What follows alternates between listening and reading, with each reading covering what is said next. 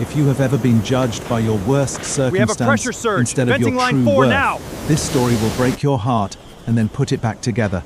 So stay until the very end, because what happens to this man will remind you why we never, ever give up. All And if systems are stories like looking this normal move tonight. you, hit that like button right now and subscribe, because there is so much more heart waiting for you on this channel. Marcus Bennett stood outside the glass doors of Holston Dynamics systems normal with a on the single East sheet Ridge. of paper in his hand and a knot in his stomach that had nothing to do with hunger, even though he had not eaten since the day before. He looked down at his reflection in the polished glass, at the frayed collar of his only good shirt, at the shoes he had shined with a napkin in a gas station bathroom that morning, and he told himself the same thing he told himself every single day for the last 3 years. You are more than what they see.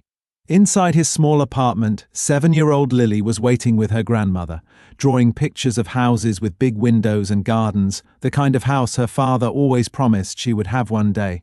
Marcus had made that promise on the night her mother left, on the night he held his daughter in the dark and swore that no matter what it took, he would build her a life worth living. He just never imagined the road there would be paved with so many closed doors. Holston Dynamics was not just another company on his list. It was the 4th interview that week, and if it did not work out, he would have to tell Lily's grandmother that he still could not cover his half of the rent. He pushed through the glass doors and gave his name to the receptionist, who glanced at his resume with a flicker of something he had learned to recognize instantly: pity, mixed with doubt. The hiring manager's name was Diane Coleman, and she had the practiced smile of someone who had said no to 100 people that month alone. She flipped through his resume without really reading it, her eyes catching only the gaps, the years unaccounted for, the absence of a college degree, the address in a part of town everyone in that building silently agreed was beneath them. "Mr. Bennett," she said, "your background is certainly unconventional. We typically look for candidates with more traditional qualifications for a technical operations role like this one." Marcus kept his voice steady, even as his chest tightened. "I have 12 years of hands-on systems experience," he said. "I have built things most people in this building have only read about in textbooks." Diane's smile did not move. "I understand you believe that," she said. "But we have policies, standards. We simply cannot take a chance on someone without the proper credentials, especially for a position this sensitive. I am sorry. Thank you for your time." He walked out of that building the same way he had walked out of the last 3, with his shoulders squared and his eyes forward, because he refused to let his daughter ever see him break, even when she was not there to see it. He sat on a bus bench 2 blocks away and allowed himself exactly 90 seconds to feel the weight of it before he stood back up, because 90 seconds was all the self-pity he allowed himself these days. Anything more felt like theft, stolen time he owed to Lily. What Diane Coleman did not know, what nobody in that gleaming building of glass and ambition knew, was that 12 years earlier, a younger Marcus Bennett had sat in a cramped garage with nothing but a second-hand laptop and a stubborn belief that he could build something the world needed. Back then, Holston Dynamics was not a towering name in the industry. It was a struggling startup 3 months from bankruptcy, founded by 2 brilliant but desperate engineers named Robert Holston and his partner James Cho, who had run out of money to hire the specialized architecture engineer they needed to save their flagship system from collapsing under its own weight. Marcus had answered an anonymous contract posting on a freelance board, a posting that offered barely enough money to cover his rent for 2 months, because at the time, 2 months of rent was more security than he had seen in over a year. He worked from that garage for 16 hours a day, rebuilding the entire backbone of what would become Holston's core platform, the very system that eventually attracted their first major investor, the very system that turned 2 desperate engineers into the founders of a company now worth hundreds of millions of dollars.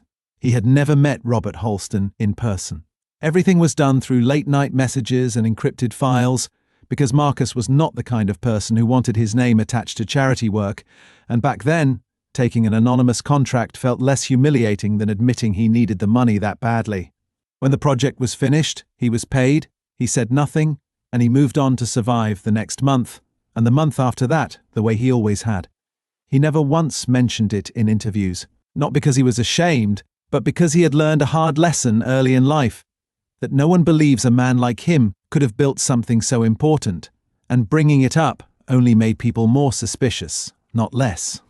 So he buried it, along with 100 other truths about himself that the world seemed unwilling to accept, and he simply kept trying, door after door, rejection after rejection.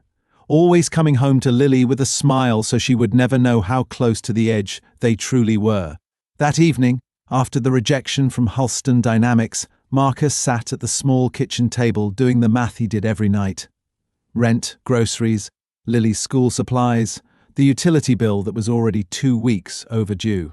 Lily crawled into his lap without a word and rested her head against his chest, the way she always did when she sensed something was wrong, even at 7 years old. "Daddy," she whispered, "are we going to be okay?" Marcus held her tighter than he meant to, and he said the only thing he ever allowed himself to say. "We are always going to be okay, baby.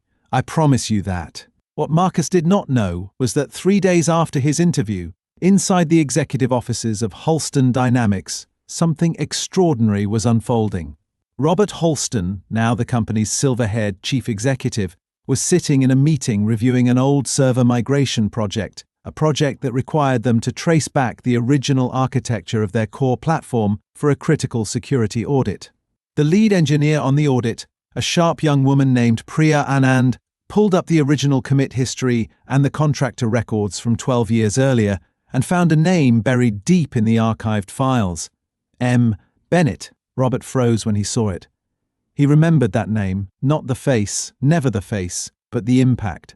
He remembered how a stranger from an anonymous freelance listing had rebuilt the impossible in 6 weeks, how that work had single-handedly saved the company from collapsing before their first major funding round, how he had spent years wondering who that person was and where they disappeared to, because after that project, the contractor never responded to another message. "Find him," Robert said quietly. "I do not care what it takes. Find this person." It took Priya 2 days of digging through old payment records, tax documents, and a decade of digital breadcrumbs to trace the anonymous contractor to a name that made her stop breathing for a moment. M. Bennett, Marcus Bennett. The same Marcus Bennett who had walked into their building 3 days earlier, and the same Marcus Bennett whose resume had been rejected and filed away by Diane Coleman without a second thought. When Robert Halston read the rejection notes attached to that file, something in him went cold with disbelief and then hot with shame. Unconventional background, no formal credentials, cannot take a chance. He read those words about the man who had quite literally built the foundation the entire company now stood upon, the man who had saved them when nobody else would even answer their calls, and he felt the full weight of what his own company had become. A place so obsessed with polished credentials that it had turned away the very genius who made its success possible in the first place. Robert called an emergency meeting that same afternoon. He did not raise his voice. He did not need to, because the silence in that room said more than shouting ever could. He placed the 12-year-old contract on the table, the one with Marcus Bennett's signature at the bottom, next to Diane Coleman's rejection notes from 3 days earlier. "Someone want to explain to me," Robert said quietly, "how the man who built this company's entire technical foundation walked out of our lobby 3 days ago because we decided his background was not good enough for us." Nobody in that room had an answer. Diane Coleman sat frozen, staring at the papers in front of her, her mind racing back through the interview, through every dismissive word she had said without a second thought, because to her, Marcus had simply been another name on a long list of applicants who did not fit the mold. She had not seen a man who saved companies. She had seen an address, a missing degree, a wardrobe that did not match the building's polish, and she had made her judgment in less than 90 seconds, the same way she always did. Meanwhile, Marcus was standing at a bus stop after another long day, this time from a warehouse job interview that had gone nowhere, when his phone rang from a number he did not recognize. He almost let it go to voicemail, the way he did with most unknown numbers these days, because unknown numbers rarely brought good news anymore. Something made him answer. "Mr. Bennett," the voice said. "My name is Priya Anand. I work at Halston Dynamics, and I need to speak with you about a project you completed 12 years ago." Marcus felt his stomach drop, certain for a moment that something had gone wrong, that some old contract issue had come back to haunt him. But the voice on the other end was not accusing him of anything. It was thanking him. It was asking him, with something close to disbelief, if he understood what that project had meant to the company, if he understood that he had built the very system that turned two broke engineers into an industry name. Marcus stood frozen at that bus stop for a long moment, his old laptop, his 16-hour days, his empty stomach 12 years ago suddenly rushing back to him all at once. The next morning, Marcus received a call directly from Robert Holston himself, and this time, there was no receptionist, no waiting room, no 90-second judgment. Robert's voice cracked slightly as he introduced himself, as he explained that he had spent 12 years wondering who had saved his company, never imagining that the answer had been sitting in his own lobby 3 days earlier, dismissed by his own hiring team. "Mr. Bennett," Robert said, "I owe you an apology that I do not know how to put into words. And I owe you so much more than an apology." Marcus was invited back to Holston Dynamics, but this time, he did not walk through the same glass doors as an applicant hoping to be seen. This time, Robert Holston himself met him in the lobby, shook his hand with both of his own, and walked him personally to the executive floor, past the same desk where Diane Coleman now sat with her eyes lowered, unable to meet his gaze. Marcus did not say a word to her. He did not need to. His silence carried more weight than any accusation ever could. In the boardroom, Robert laid everything out plainly. He told Marcus that the position he had originally applied for no longer made sense, because a man who built the foundation of an entire company did not belong in a mid-level operations role.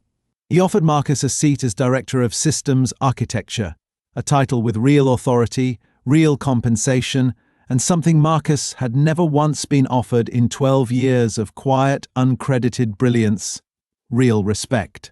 He offered him equity in the very company he had built from nothing in that cramped garage all those years ago. For a long moment, Marcus could not speak.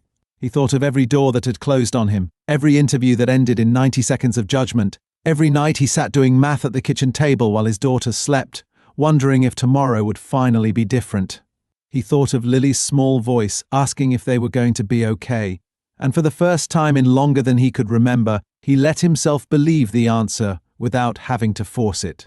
He accepted the offer, not because of the money, though the money would change everything for his daughter, but because for the first time, someone had looked past everything the world used to dismiss him and had finally seen the truth that was there the entire time. Diane Coleman was called into Robert's office later that day, not to be publicly humiliated, because Marcus specifically asked that she not be, but to understand exactly what had happened and to be given the chance to learn from it, because Marcus believed, even after everything, in second chances. Word of what happened spread quietly through the company at first, then loudly, until it became something of a legend among the employees. The story of the humble contractor who built their empire in silence and was almost turned away by the very people who owed him everything. New hiring policies were put in place within weeks. Policies that focused on proven skill and real experience over polished resumes and traditional credentials. Policies that existed because of one man's story finally being told. Months later, Marcus stood in a new house with big windows, the kind Lily used to draw in her pictures, watching his daughter run through rooms that were finally, truly theirs. She stopped in the doorway of what would become her bedroom and turned to him with the biggest smile he had ever seen on her small face. Marcus knelt down and pulled her into his arms, and for the first time in years, the promise he made to her in the dark on the night her mother left did not feel like a burden he was carrying alone. It felt like a promise finally kept. Marcus never forgot where he came from, and he never let his new title change who he was at his core. He became known throughout Holston Dynamics not just for his brilliance, but for the way he mentored every young engineer who walked through those doors with an unconventional background. The way he made sure no hiring manager in that building would ever again judge a person in 90 seconds without truly seeing them. Because Marcus Bennett knew something that took the world far too long to understand about him, that greatness does not always arrive wearing a suit that fits the mold, that sometimes the person you turn away at the door is the very person who built the walls around you, and that the truest measure of a person was never where they came from, but how far they were willing to go for the people they loved. And in the end, that was a debt no title, no salary, and no company could ever fully repay. Because Marcus had already paid it in full, one quiet, uncredited, 16-hour day at a time.